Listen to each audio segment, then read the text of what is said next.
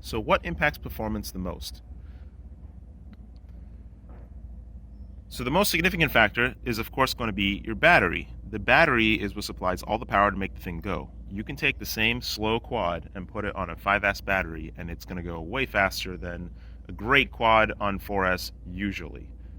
That being said, also between 4S packs, high voltage will give you a little bit more of a boost, but more importantly, the quality of your battery and its ability to actually deliver the amps is the most meaningful factor. So that's why we usually aim for the super high C stuff, because we want the power. Next is going to be the weight of the craft itself, I would say. A lighter craft is just going to perform better. So this one over here, this one's got nothing on it. It's my lightest quad, well, obviously, because it has nothing on it. When I punch this thing, even with this board that doesn't work right now, I just swallowed a bug. When I punch this thing, it's gone. Even with these mismatched props, it's has the most punch feel to it I've felt for any of my quads for a long time, and it's running on these tiny little 2204, 2550 kV motors. So the weight has a significant factor, coupled with the prop disc area for punching purposes, but then the prop size is going to change for speed. That's getting a little complicated. So battery is number one. General weight of the quad is going to be number two. Number three, and like a distant number three, is going to be your motor and prop combination. Yes, this does make a significant difference, but not as much as your battery and your weight. Of course, a higher kV motor is going to go faster, but it's also going to draw more amps. So you have to monitor your battery and make sure things are under the proper limits, that you're not damaging everything. I read Mini Quad Test Bench a lot, and I look at motor tests to see how they do on the bench and try to compare them to how they do in the sky. What I found is that even though a motor that has a higher kV has lower thrust numbers, in the sky, I actually feel like it's going faster, because I believe that the motor kind of revs up while it's going forward and unloading in the air. So you might get a little bit less of a punch to the motor, but as it's moving forward through the sky, it's going to start speeding up. So I've asked Ryan to actually start putting a fan in front of the motors so that he can simulate a little bit of that motor unloading, because I think it does actually make a difference. I'm not sure, I hope it does. But anyways, 2300 is just too slow. If you want to go fast, you can't go with 2300 motors. It's just too slow. It just is.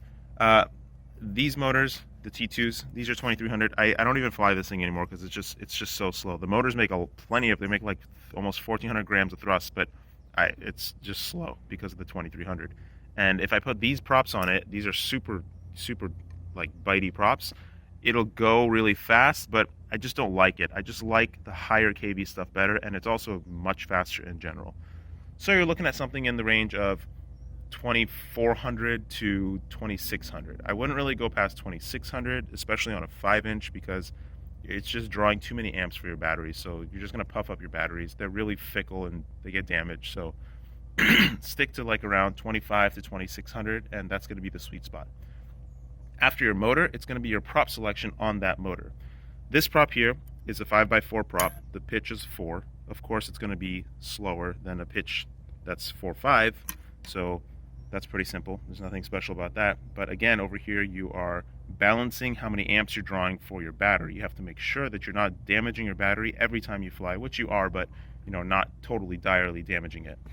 This prop here is, of course, the fastest prop by a huge margin. It has been engineered to be the fastest prop. And that's pretty much it. For performance in terms of speed, that's it. Next is going to be performance in terms of control and handling. Yes, a lower kV motor typically has more torque, and it typically gives you more control feel. But the difference between a lower kV, very low magnet strength motor and a higher kV, very strong magnet strength motor is zero. I would actually say the higher kV strong magnet motor will probably have much better control. So it actually is making more torque and a higher kV. That's the rationale for going for a motor like this, which is the ZMX V3 or the Hyperlite V3 2450 kV motor, which is 2522 kV. The next factor for control is going to be the flight controller itself. This board over here, that's an F3 flight controller.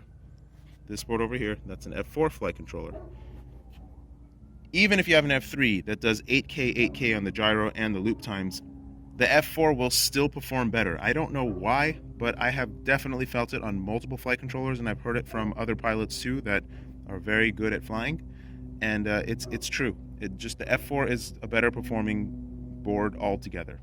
That being said, I'm still a fan of just the plain F4 with no PDB or anything built in to go wrong with it. Although I do love the Podium One, it's the first flight controller that's changing my mind in terms of having a PDB and the F4 built in one. But right now I'm still on the F4 bandwagon because that's not even available yet. I can't get any more, so I can't test them anymore. Anyways, those are the main factors that make a difference between performance. Number one is going to be your battery. Number two is going to be your weight. Number three is going to be the motor prop combination that you choose. And number four will be the flight control you choose in terms of handling. So in terms of speed, it's just going to be your battery, motor prop. That's pretty much it.